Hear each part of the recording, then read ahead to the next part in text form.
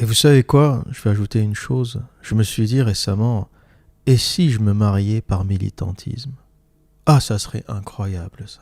Juste pour faire chier, en fait. Je me suis dit que dans toute cette dégénérescence, peut-être que le mariage hétérosexuel deviendrait un acte de militantisme. En gros, au lieu de manifester dans la rue et de sortir crier je suis pas d'accord, en fait, tu prends une vraie femme authentique, féminine, tu lui fais deux gamins et tu fais un mariage traditionnel bien sûr, et en fait tu deviens un militant.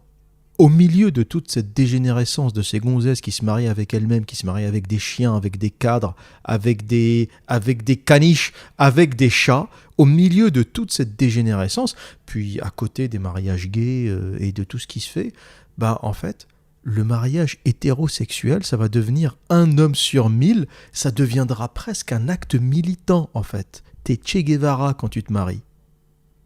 Et je me suis dit, rien que pour faire je pourrais peut-être me prendre une russe ou une ukrainienne, un missile intergalactique comme il y en a ici, hein. La génétique est supérieure, hein, faut pas chercher. Et je me suis dit, pourquoi pas? Pourquoi pas? L'observateur, il se fait un petit mariage traditionnel, il se prend une ukrainienne, même une ukrainienne moyenne passera pour une top modèle en Europe de l'Ouest. Et on pourra écrire un article à mon sujet. Euh, L'un des rares hommes à se marier cette année. En fait, ça sera tellement rare qu'à chaque fois qu'il y a un homme qui se marie, il y aura un article dans les médias pour parler de ça. Parce qu'en fait, à part les femmes qui se marient seules ou avec des chats et les mariages gays, il n'y aura plus de mecs qui se marient. Donc ça sera un événement. On parlera de nous comme on parle aujourd'hui des féministes ou de ces femmes qui se marient toutes seules. Ça deviendra une banalité bientôt. Et on parlera en fait des mecs qui se marient. Voilà, vous verrez en première page du Figaro ou du Monde. Aujourd'hui, un homme s'est marié à Paris. Un homme s'est marié à la mairie. Le maire n'avait pas vu ça depuis 3 ans. Ça serait quand même incroyable. C'est peut-être un scénario de film, hein, s'il y a des réalisateurs qui m'écoutent. Je viens de vous lâcher un scénario de film. Le dernier homme à se marier. Voilà le formidable avenir que nous ont préparé les féministes. Mais bon, moi je ne suis qu'un spectateur de la déchéance, un spectateur de la dégénérescence. Et c'est peut-être un mal pour un bien. Faudra peut-être aller au fond du fond, faudra peut-être aller au fond du trou, faudra peut-être qu'on ait des armées de femmes qui ne trouvent plus d'hommes. Encore une fois, vous trouverez des hommes pour vous faire des hommes pour vous faire des gamins, pour s'occuper de vous et pour vous mettre une bague au doigt.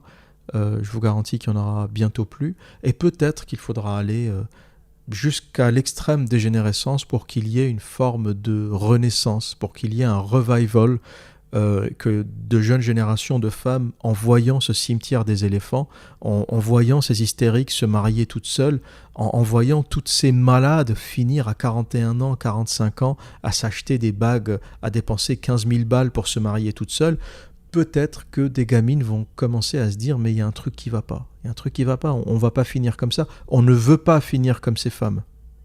On ne veut pas de ces femmes comme modèle. Bientôt, on apprendra à l'école le chat est l'avenir de la femme. C'est la suite du poème d'Aragon. J'ai toujours pensé que c'était un poème de et qu'il fallait le continuer, il fallait ajouter un truc, il était incomplet. La femme est l'avenir de l'homme et le chat est l'avenir de la femme.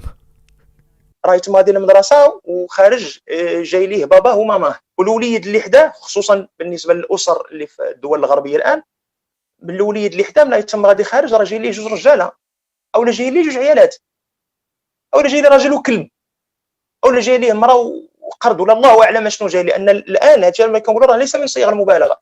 هادشي اللي كنقولوا الان راه هناك مطالبات في بعض الدول ان يشرع باب الزواج عن اخره حتى لمن شاء أن يعقد قرانه على حيوان. فهذا الشيء قلت أنا التحدي الأول من تحديات الأسرة المسلمة الآن هي المحافظة على الفطرة السليمة للإنسان في مكون، ليس فقط في مكون الأسرة المسلمة. أن المسلم ليس أنانيا، لا يعيش لنفسه فقط ولا يعيش لأمة الاستجابة فقط.